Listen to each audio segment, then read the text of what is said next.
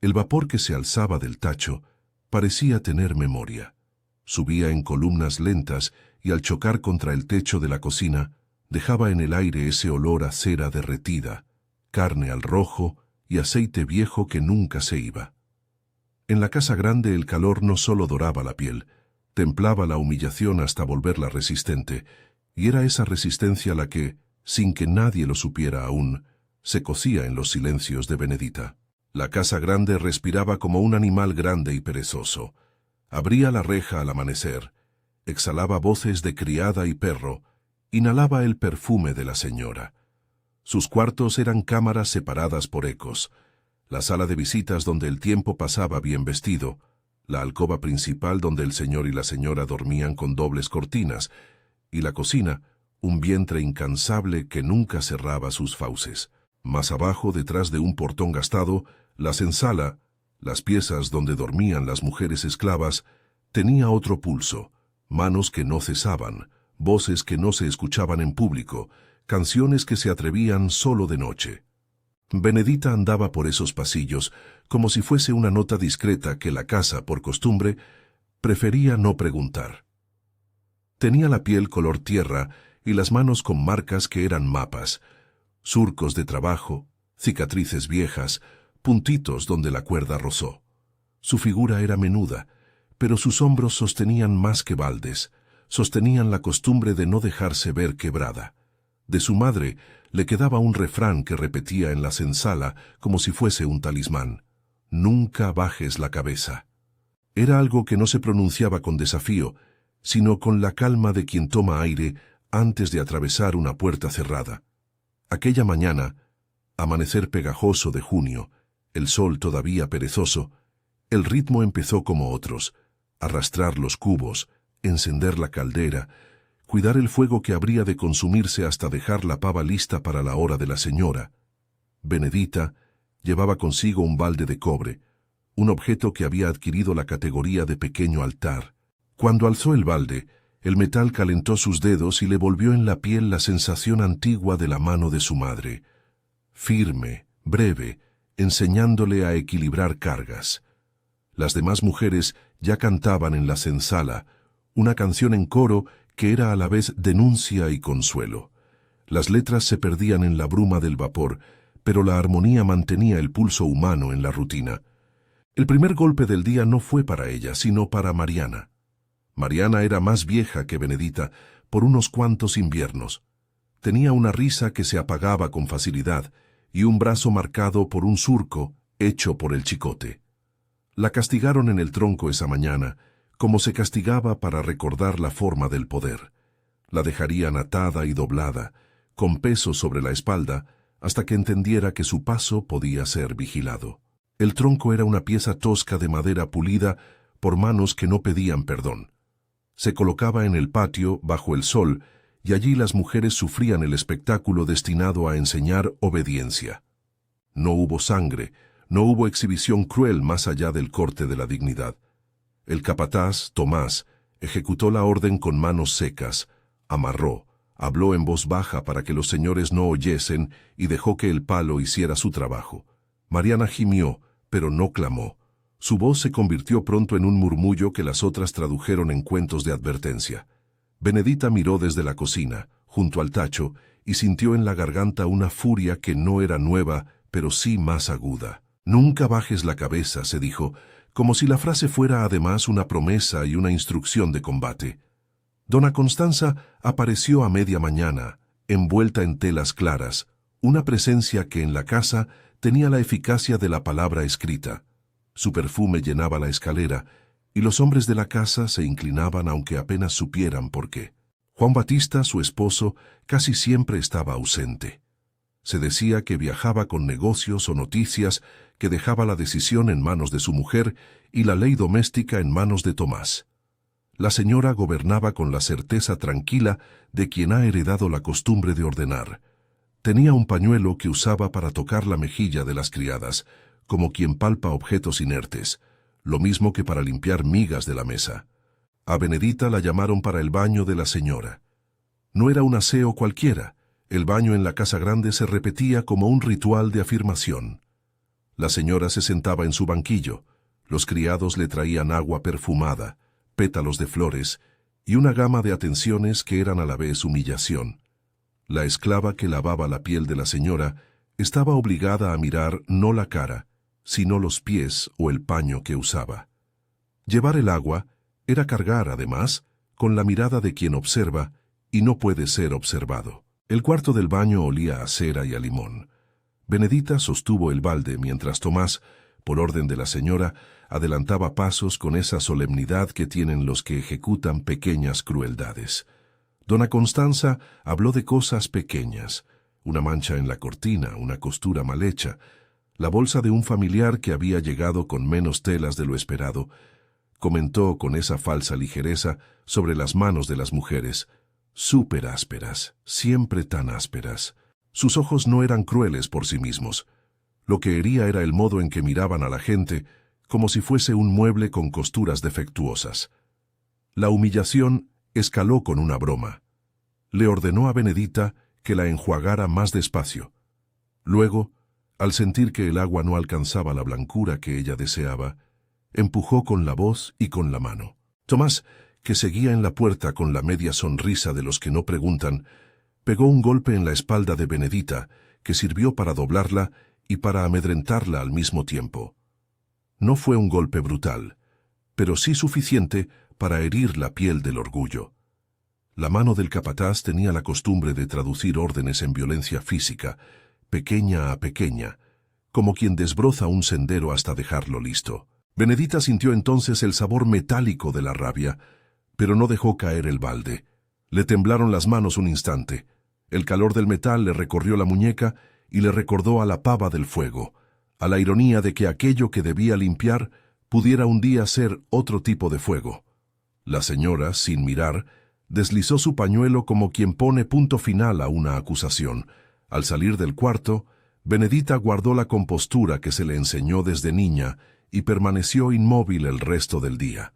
Mariana, desde el tronco, le lanzó una mirada que lo decía todo. Aguanta, que la piel almacena y luego la memoria hará justicia. Aquella escena fue la chispa que prendió algo que llevaba tiempo cabeceando en el interior de Benedita. No era un estallido sin razón, era el punto de acumulación, el momento en que la prensa deja de comprimir y la materia encuentra su fisura. Los días de trabajo, acariciar la ropa de la señora, cargar la leña, mover las pajas, se habían ido acumulando en su cuerpo como una deuda. «Nunca bajes la cabeza», repetía su madre en su voz interior, y Benedita, con esa voz, empezó a mirar la casa grande de manera distinta, no ya como un lugar que hay que soportar, sino como un tablero cuya disposición podía, con cuidado, alterarse. En las noches, cuando las lámparas de aceite se encendían y la casa parecía suspirar más lenta, la senzala era un pañuelo de pequeños combustibles. Allí, en la penumbra, las mujeres se reunían y tejían historias con los hilos que les quedaban. Algunas contaban casos de fuga, otras rumores de quilombos en las montañas, míticos refugios donde quizás la dignidad no fuese moneda de uso exclusivo del patrón. Se murmuraban nombres y rutas en voz baja. Los cánticos nocturnos mezclaban la fe con la conspiración mínima de quien no tiene otra arma que la lengua. Unas pocas, las más viejas, daban consejos prácticos. Cómo apagar una candela sin que se note. Qué decir si preguntan dónde esconder un trozo de tela. Entre las que conspiraban en la noche, había una llamada Teresa. Teresa tenía una voz que no pedía, que dictaba, «Mira y aprende», decía, y su mirada iba a las puertas, a las venas de la casa. Fue ella la primera en decir algo que a Benedita le sonó a posibilidad. «Observa los tiempos del patrón. Juan Batista siempre partía los viernes. La señora, por su parte, tenía la costumbre de bañarse tarde, cuando la casa ya había recogido el rumor del día. Tomás no iba a la plantación para nada. Su reino era la cocina y la escalera. El tacho, el mismo tacho donde las mujeres servían el agua para lavar la ropa, donde se cocinaba la sopa del mediodía, tenía un curioso detalle. Cuando las brasas estaban al rojo, el agua en el interior alcanzaba la temperatura que un ojo prudente llamaría peligrosa. Teresa lo mencionó como si fuese una nota en un plan. La economía de la casa es predecible. Todo hogar grande es una máquina de repeticiones. Benedita empezó a anotar en la piel esas repeticiones. No con tinta, sino con memoria. Aprendió a reconocer el paso del cordel de ropa como si fuese un péndulo que marcaba no solo los horarios del trabajo, sino las ventanas de oportunidad. Fijó en la cabeza los instantes en que la señora se quedaba sola, la hora en que el criado se iba al puerto, la noche de visitas donde los vecinos llegaban embriagados con noticias, el día en que un cargamento de caña requería la presencia de Tomás en otro sitio. Cada ausencia era una grieta en la red de vigilancia.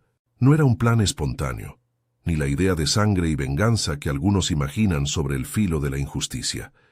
Era más bien la utilización de la única materia que, en la casa, parecía no pertenecer enteramente a los señores: el agua, el fuego, el metal del balde.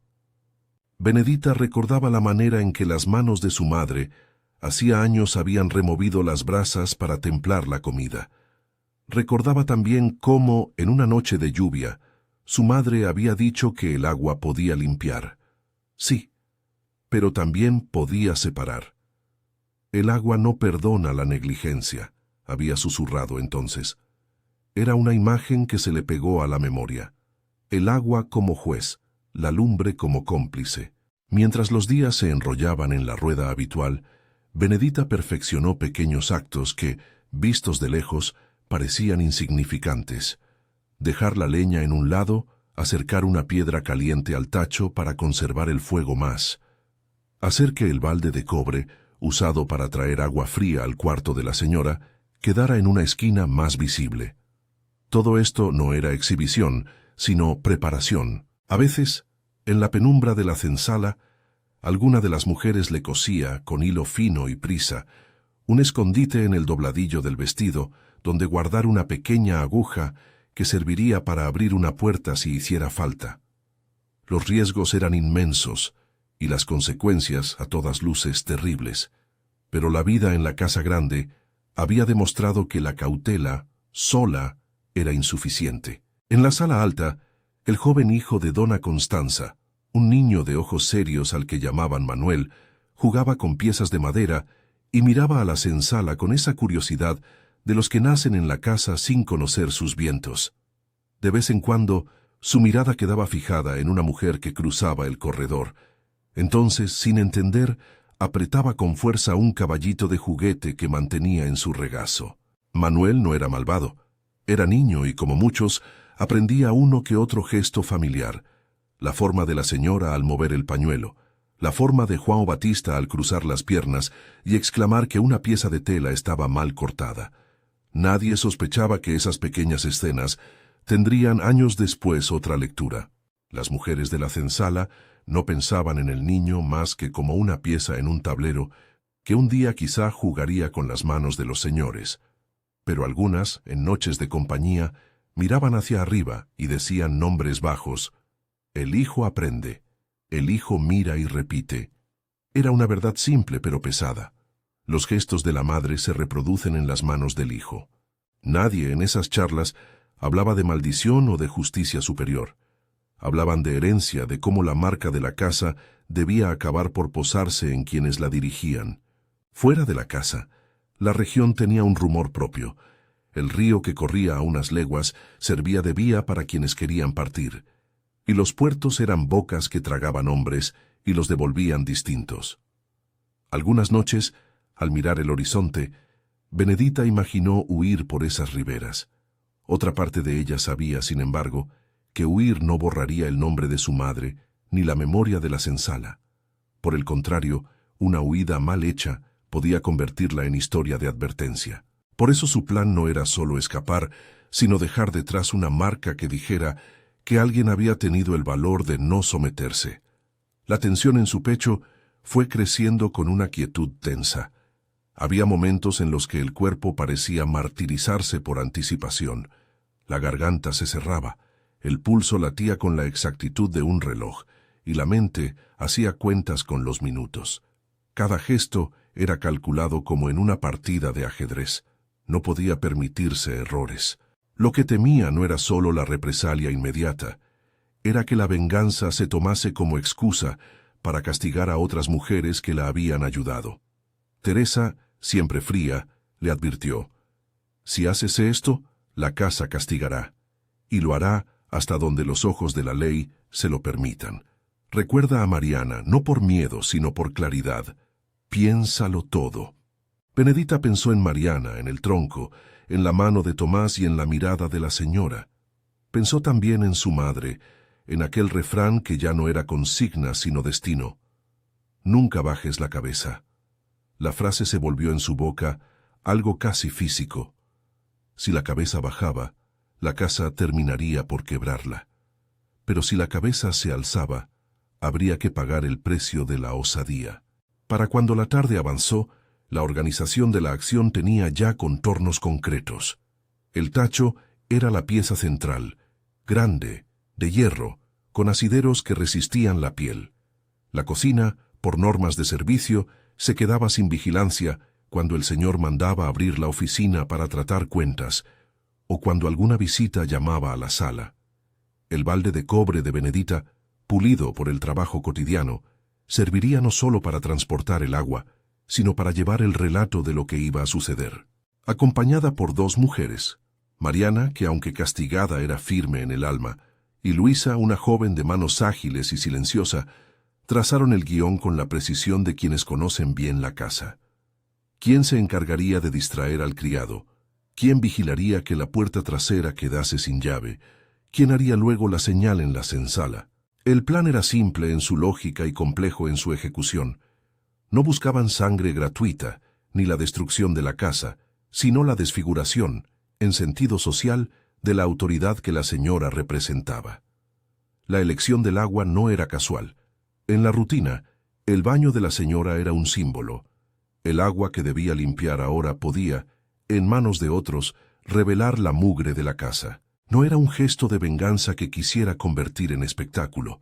Al contrario, pretendían que la acción quedara en el borde de la casa, un secreto que circulara en voz baja, para que quienes vivieran dentro aprendieran que la humillación inevitable no era asunto exclusivo del patrón. Lo que más pesaba, sin embargo, era la preparación del elemento. El fuego debía calentarse hasta un punto preciso, demasiado caliente, y la respuesta sería brutalmente violenta, demasiado tibio, y no habría efecto revelador. Se hicieron con una noche en la que la señora tenía cena con una familia de la ciudad, un momento de ostentación en el que la casa grande se poblaba de invitados y, curiosamente, revelaba descuidos. Mientras la música sonaba en la sala alta y las luces incitaban a la conversación, la cocina debía mantenerse en su rutina, como un compañero que no llama la atención. La víspera del día señalado, Benedita no pudo dormir. Había un registro de sonidos que la mantenía despierta. La leña al comenzar, pasos que iban y venían, un susurro ocasional de alguien que rezaba. Se aproximó al tacho y metió la mano en el agua fría solo para sentir la diferencia que luego sería crucial. Pensó en cómo el vapor se alzaría, como si la casa exhalara un secreto, y en la manera en que los gritos podrían refractarse en las paredes del cuarto principal. No era que pretendiera causar daño por placer, era que a esa altura la idea de dejar intactos los gestos de la señora le parecía una complicidad intolerable. En la madrugada del día elegido, todo tenía el silencio de antes de una tormenta. Las luces de la sala se apagaron tarde. Los invitados se despidieron con ceremonias de risa forzada. Juan Batista no estaba. Tomás, fiel a su rutina, caminaba todavía por la cocina con ojos de centinela cansado. Benedita, con el corazón en la garganta y la cabeza clara, aceptó el último consejo de Teresa. Esto es para que la memoria no se duerma. Si lo haces, que sea con la decisión de quien pone la piedra para que otros no tropiecen. No hubo más palabras. La senzala fue una sombra que se despedía en silencio. Se acercaba la hora en que el calor del tacho se volvería útil. El carbón ya colocado comenzaba a lanzar brasas como pequeños soles. Benedita echó sobre el fuego un tronco seco que sabía consumir rápido. Ella y Luisa ataron 2 baldes iguales. En uno llevarían el agua que lavaría la piel de la señora. en otro el destino que hubiese de hacer entender a la casa qué era la limpieza cuando la inocencia era una excusa. El rumor se convirtió en pulso. Antes de salir, Benedita tomó el pañuelo que la señora había dejado en el respaldo de su silla cuando se levantó para la cena. No por afrenta, sino por utilidad. Ese pañuelo, blanco y perfumado, sería la señal visible para las otras mujeres en la senzala. Un gesto tan pequeño parecía un sacrilegio íntimo, una toma de lo que no era suyo. Sin embargo, en esa noche, la apropiación de esa tela se sintió como apropiación de un verbo: ver, tocar y nombrar. La casa, por su parte, no sospechaba todavía de los hilos que se tensaban. Los cuadros colgados en la sala tiraban sombras en la pared. El reloj de la entrada marcó las horas con la indiferencia de la madera. Los criados que aún quedaban fatigaron sus movimientos con la certeza de que el rumor sería más fuerte al día siguiente.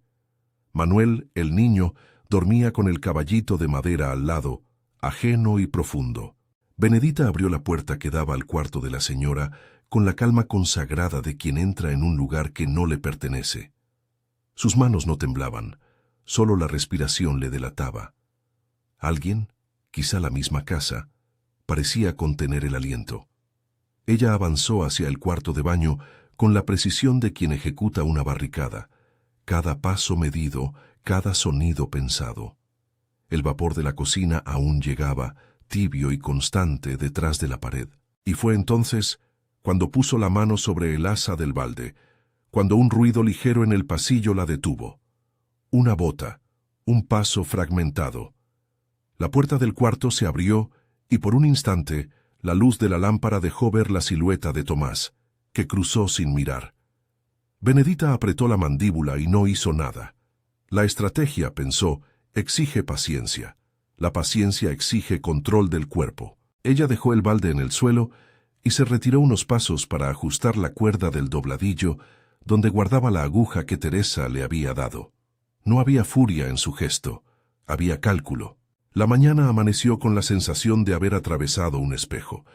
Las rutinas se restablecieron como si nada hubiera pasado, pero en la senzala algo nuevo se respiraba. Una expectación que no era exactamente miedo ni exactamente esperanza, sino la mezcla de ambas. Aquellas mujeres que habían guardado la afrenta como quien guarda un tesoro, se movieron como si la acción fuese ya una locura compartida. Benedita no tenía más que una hora entre el último rastro de la cena y la hora en que la señora tomaría su baño ritual. Tiempo suficiente para calentar el tacho, para llevar el agua y para colocar la señal. Tiempo suficiente para que la historia de la casa por primera vez pudiera mirar hacia su propia grieta. Al final del pasillo, la tela blanca del pañuelo reposaba sobre la mesa de noche. Benedita la miró un instante. «Nunca bajes la cabeza», dijo en silencio, y una última vez sintió la voz de su madre como una orden que era también una posibilidad. Metió la mano en el balde. El metal le dio un calor familiar, y por un segundo, el vapor se alzó y dibujó en el aire la silueta de lo que estaba por venir. En la oscuridad que precede al acto, la senzala cantó una nota baja casi imperceptible. Era una canción que no tenía letra fija, era más bien una promesa hecha de sonidos que alguien recordaría, que la memoria no se callaría. Afuera, las estrellas mojadas de la lluvia reciente parpadeaban como ojos que no juzgan, solo miran. Dentro, Benedita respiró hondo, alzó el balde y avanzó hacia la puerta. El resto sería la casa grande reaccionando. El resto sería también la vida de ella, la de las otras y la del hijo que años después cargaría con lo que su madre sembró en la casa. La tapa se dio como si la casa misma hubiera decidido hacer un ruido que delatara el instante. Cuando el balde tocó la mesa, el metal cantó una nota aguda que se quebró en vapor. El calor subió en una muralla blanca y por un instante todo pareció suspendido. El techo, los cuadros, la lámpara que oscilaba con la respiración de la sala. Benedita dejó que el vapor le pegara en la cara y como una última medida de su propio temple, recordó la voz de su madre. «Nunca bajes la cabeza».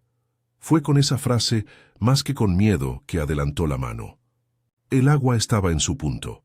No era un hervor descontrolado, sino una temperatura calculada para hacer sentir sin arrancar de un tirón la vida.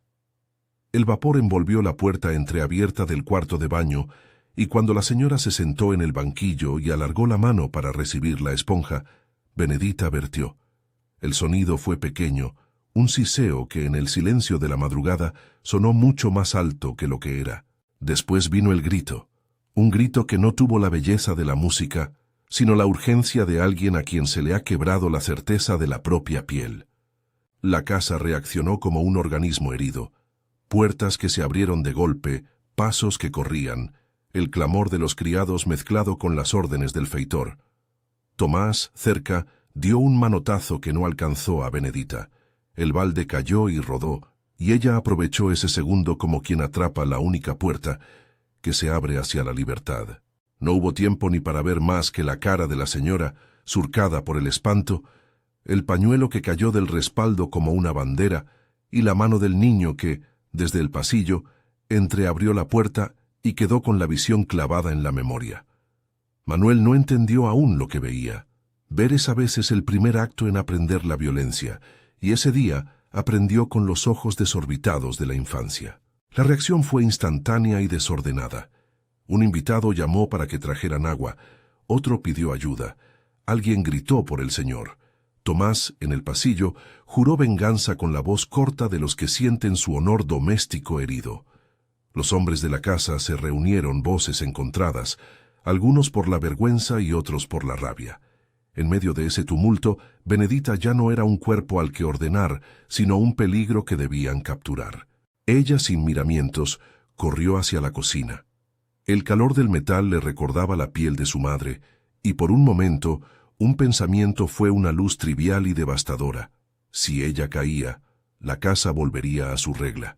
Si no, la casa habría de aprender que alguien, por aquella vez, no se sometió. Las puertas secundarias se abrieron como por milagro. Luisa y Mariana, con manos que ya habían sido golpeadas y miradas hechas de secretos, surgieron con pretextos de servicio. Una cayó al suelo fingiendo un tropiezo y obligó a Tomás a mirar hacia otro lado. Otra dejó caer un jarro para que alguien fuera a recogerlo. Las pequeñas estratagemas que habían sido ensayadas en susurros funcionaron con la parsimonia del efecto que requiere precisión. En un movimiento que duró lo que dura un latido, Benedita se deslizó entre sombras, cruzó el patio lleno de olor a leña y tierra húmeda y salió por la salida del servicio, donde la noche ya la esperaba con brazos de ausencia. Desde afuera el mundo era diferente. El aire estaba más fresco. El río en lontananza brillaba con una línea negra. La noche parecía menos condenada a la claridad que la casa. Al otro lado del muro, las voces se perderían en horas, pero dentro quedaría la herida abierta y la necesidad de poner un castigo ejemplar. Alguien cerró la reja con la determinación de quien impone la ley. Tomás, con la cara enrojecida, prometió poner precio a la cabeza que se había atrevido. Pero esa misma noche, en el silencio que siguió a la conmoción, la senzala fue un remolino de acciones discretas, telas prestadas, cobijas escondidas, señales en los muros marcadas con tiza. Teresa esperaba en la orilla del camino, envuelta en un mantel que le servía de capa, con un hombre que conocía las rutas del río. No había un plan de salvación oficial. Había redes, amistad y la práctica antigua de quien sabe que la libertad es un conjunto de manos alargadas en secreto. La persecución fue furiosa y rápida. El señor, al volver y enterarse, gritó por justicia, por orden, por la honra mancillada. Las autoridades locales, cuando llegaron, trajeron con ellos preguntas que, protectoras de la reputación, supieron hacer intimidantes. Se ofrecieron recompensas que enardecieron la codicia de algunos: dinero, años de trabajo perdonado, la promesa de libertad para algún esclavo que cooperase. La senzala tembló. Las mujeres que habían ayudado fueron llamadas la mañana siguiente, delante del patio, y se les obligó a relatar pequeños hechos, como quien arrastra por el suelo un trozo de ropa sucia para que el pudor público justifique la pena. Mariana fue atada otra vez al tronco, esta vez con ojos más fríos. Luisa fue llevada a la casa del administrador y vendida a un latifundio menor a leguas. La ley de los señores no miraba la justicia, solo la eficacia del castigo. No todo el castigo fue proclamado. Muchas veces la violencia se puso a funcionar en silencio. Multas impuestas en la ración de comida, trabajos nocturnos añadidos, la amenaza permanente de la venta. La senzala fue podada con la presunta calma de quien piensa que la madera dócil no volverá a crecer de igual modo. La voz del pueblo esclavo, sin embargo, siguió trabajando en otros lugares. A la orilla del río, en los muelles donde los marineros bebían, en los talleres de costura, en las casas pequeñas del arrabal, la historia de la que se atrevió a no bajar la cabeza fue creciendo con la forma de una advertencia. Benedita, decían, aunque nadie supiera con certeza si el nombre pertenecía a una sola mujer o era la suma de muchas resistencias. Benedita avanzó por caminos que conocía de oídas. El hombre del río que la acogió no le preguntó la violencia de su nombre. La ofreció un escondite y un remedio para las quemaduras que no era más que hojas maceradas y la paciencia de una mujer curtida por las mismas brasas. Pasó días en la penumbra de chozas amigas, alimentada por ese tipo de caridad que no pide papeles. El rumor de su existencia empezó a viajar por voces que no podían ser compradas. Una comunidad le ofreció ayuda. Unas mujeres que habían conocido la huida. Un hombre que había llevado a su propio hermano en barca a otro puerto. Esos recipientes de solidaridad fueron su primera casa en libertad. El destino de la casa grande, en cambio, no fue inmediato ni sencillo. La señora sobrevivió, pero su rostro y su vista quedaron marcados. Algunas partes del quemado cicatrizaron formando piel nueva y dura. Otras conservaron la marca y la ceguedad parcial que la obligó a escoger la oscuridad como abrigo. La señora que antes exigía limpieza tuvo que admitir la suciedad que venía de su propia carne. Juan Batista, cuando volvió de un viaje que se alargó, encontró su casa en desorden moral más que material. Los vecinos murmuraban, algunos veían en el escándalo una falla personal de gestión, otros un signo de debilidad que podía traducirse en pérdida de negocios. Los criados eran más difíciles de dirigir después. La obediencia ya no era un recurso tan firme. En los meses siguientes, la reputación de los Almeida sufrió erosión. No fue una caída en picado, pero sí un desgaste progresivo.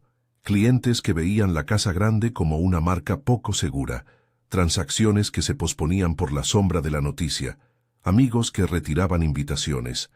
El resultado fue un negocio menos fluido, recaudaciones más bajas y poco a poco una cuerda de deudas que empezó a apretar el cuello de la familia. Con el paso de los años, la planta económica de la hacienda mostró deficiencias, plantaciones mal cuidadas, jornales que aumentaron por la dificultad de imponerse, mejoras que no se hicieron. La economía, que no respeta los motivos morales, actuó como un juez frío. La casa perdió su margen. Manuel creció dentro de ese ambiente. El niño observador se convirtió en un joven que conocía tanto la palabra como la amenaza. Aprendió a imitar los gestos de la madre, a pronunciar la misma ligereza que había formado parte de la humillación. Pero en esos gestos guardaba una semilla de duda.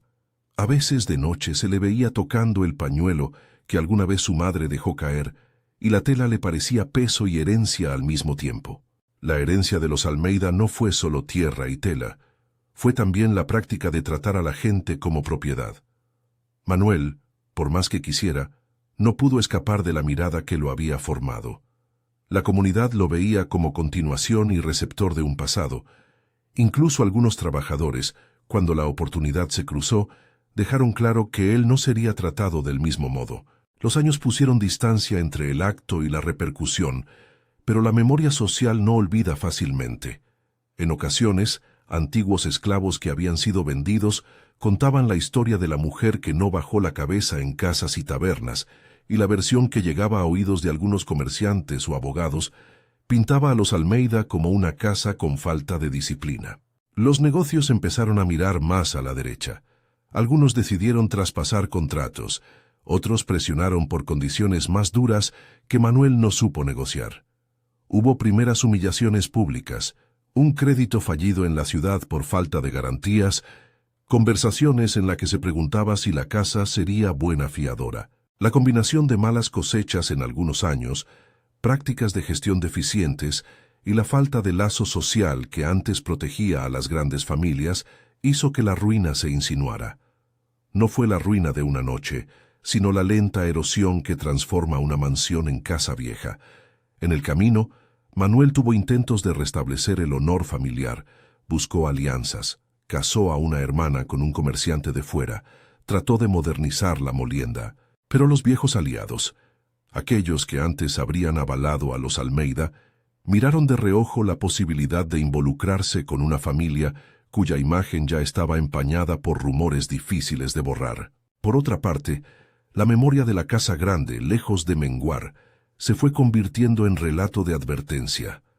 En las ensalas de los alrededores, la historia de Benedita y del baño fue pasada de voz en voz, como un faro que iluminaba condiciones y posibles salidas. Los hombres y las mujeres que escuchaban se contaron entre sí que la libertad podía ser buscada incluso desde la casa, que la dignidad no era un objeto que se cediera. En los puertos, algunos comerciantes negros y mulatos relataron la anécdota, y para algunos, la imagen de una mujer que se negó a agachar la cabeza representó la posibilidad de no aceptar el silencio impuesto. La historia alcanzó con los años un nuevo terreno, la política.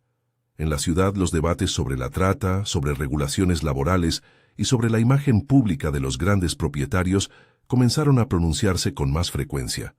No es que la historia de una sola casa moviera masas, pero sí que la suma de relatos sensacionales, como el del baño, alimentó la idea de que algo debía cambiar en las relaciones de trabajo y poder. No era todavía el tiempo de leyes de emancipación, pero sí de presión social, de reputación en el mercado y de litigios civiles que desgastaban lo económico y lo moral. Para 1845, el panorama de la familia Almeida era de una precariedad consolidada.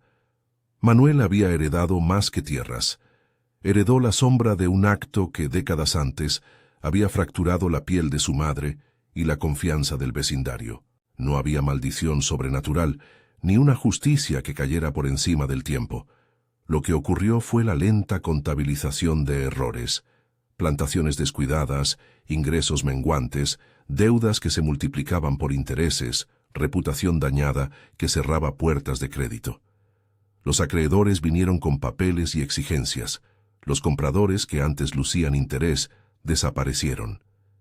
El clímax de esa caída social llegó no con un estrépito, sino con un acto administrativo que tenía la fuerza de lo cotidiano: la subasta pública de parte de las tierras. Un papel sellado, una convocatoria en la plaza del mercado, y gente que miraba con la frialdad de quien asiste a la caída de un árbol. Manuel, ya hombre, fue allí con la camisa blanca y las manos que habían intentado reconstruir la casa. No hubo gritos, pero sí miradas largas. Algunos de los antiguos peones que conocía se acercaron con respeto contenido, otros se mantuvieron al margen. La venta fue desordenada y humillante. Tierras que habían alimentado generaciones salieron al mejor postor. La gente que había escuchado las historias de antaño murmuró: «Así termina el orgullo que no vio su daño». Y la frase circuló como una sentencia de sentido humano más que de providencia. Hubo, sin embargo, algo más profundo que la pérdida material. Manuel sufrió una destitución no solo económica, sino de sentido. Honrar a su madre se convirtió en un gesto imposible. Su familia había sido desacreditada, y con ello, su propia identidad. Con el tiempo se aisló en una casa más pequeña, lejos de la sala alta que ya no le pertenecía. Las telas ricas fueron menos, y la gente que acudía por deferencia desapareció. Incluso su nombre empezó a sonar distinto. «El hijo de la que fue quemada», decía la gente en voz baja, y esas palabras en su boca eran una carga que no sabía cómo zarpar. En la plaza, algunos hablaban de la necesidad de que las familias pagasen por las crueldades, pero sin encontrar la forma de que un tribunal reconociese el daño moral cometido contra personas sin voz. La legalidad que existía entonces tenía muchos agujeros y pocos incentivos para el trabajador esclavizado. Aún así, la presión social y económica fue suficiente para minar la base de la casa. Fue la suma de miradas, no la espada de un juez, lo que terminó por arruinar la posición de la familia.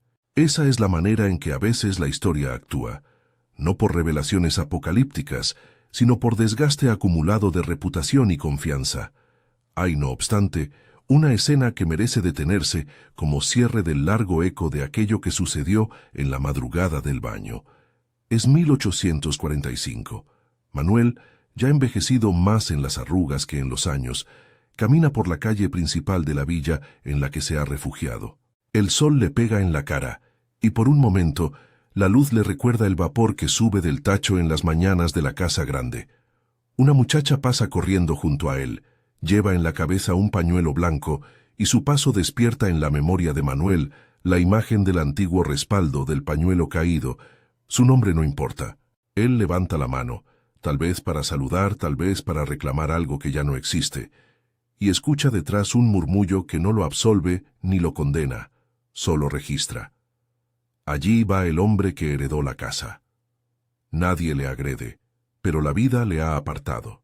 La caída ha sido social, un desmoronamiento acompasado por la indiferencia de quienes deciden no mirar. Y sin embargo, no todo en esta caída es castigo en sentido punitivo. En las ensalas, en las riberas y en los talleres, el nombre de Benedita ya no era ronco de miedo ni un rumor apenas audible. Se había transformado en una consigna para quien quería oírla. Nunca bajes la cabeza. En los años que siguieron, otros decidieron que su historia merecía ser contada con voz más alta. Hubo quienes ya en libertad o en comunidades de hombres y mujeres fuera de la casa, hicieron memoria y empezaron a usar esa memoria como una forma de defensa. Enseñar a los más jóvenes que la sumisión no era la única opción y que los relatos de resistencia podían ser herramientas de organización. La acción de una mujer que derramó agua caliente en un cuarto perfumado no se convirtió en un modelo a seguir de violencia ilimitada.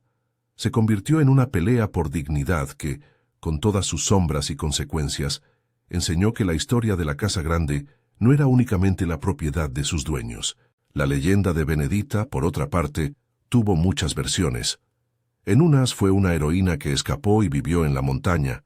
En otras, su nombre se confundió con mujeres que habían hecho cosas distintas, pero que, por cuestiones de memoria, fueron fundidas en una sola figura.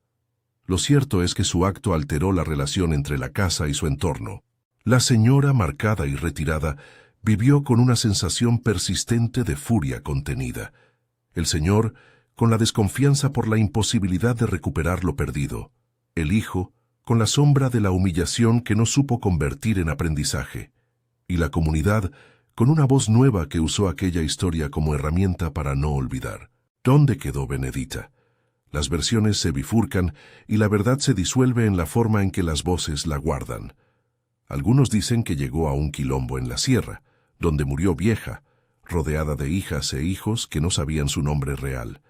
Otros repiten que cruzó el río y se embarcó hacia puertos del sur, donde su figura se diluyó entre tantas otras huidas. Puede ser también que su nombre perdure en una sombra. Ella, la que no bajó la cabeza, tuvo tiempo de ser mucho más que una sola persona. Fue, en la memoria de la gente, la costura que unió varios actos de valentía y prudencia. Lo único seguro es que su huida y la historia del agua que no limpió sino que reveló, quedaron como lección. Al fin, cuando se mira desde la distancia que permite ver los contornos de una época, lo que ocurre es simple y terrible. Los actos de violencia contra quienes son considerados de menor valor terminan volcando consecuencias que afectan a los herederos. No se trata de una maldición sobrenatural, sino de una cadena de efectos humanos, reputación dañada, alianzas rotas, negocios que se deshacen, hijos que aprenden los gestos de la madre y los pagan con más aislamiento. El pecado en este sentido no es una mancha mística, sino un registro social que se transmite por las palabras y por las formas en que la comunidad reacciona. El pecado de la señora cayó, no por mano de un juez divino, sobre su propio hijo, que vio como la vida de lujos y señores fue trocada por deudas, por soledad y por la pérdida del lugar que lo sostenía. Al recordar, la memoria hace justicia de otra manera. Guarda historias, enseña lecciones y empuja a algunos a decir que el mundo ha de ser distinto. Nunca bajes la cabeza. Ese mandato de la madre de Benedita atraviesa generaciones como una consigna que no pide más que dignidad. La casa grande, por su parte, quedó con sus paredes llenas de olor a cera y a humo, con ventanas que miraban un tiempo distinto y con una lección que tardó en comprenderse. La humillación no se lava con la indiferencia. Deja marcas que, tarde o temprano, se cuentan. Si esta historia te toca, compártela. La memoria es el primer paso hacia la justicia que los relatos pueden comenzar.